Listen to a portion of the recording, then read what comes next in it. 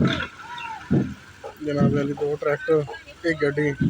गड्डी बड़ी पैड़ी फंसी हुई है।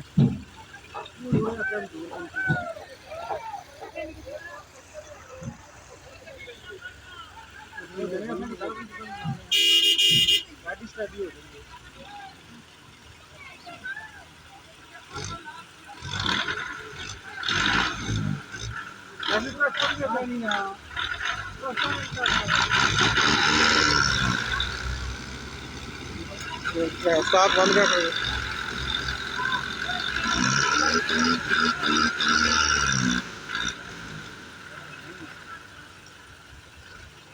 ट्रैक्टर लावा रेट लगे बड़ी चाल आई नहीं चाल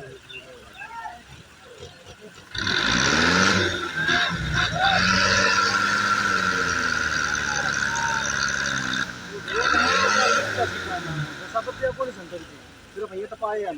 ये जोर लगा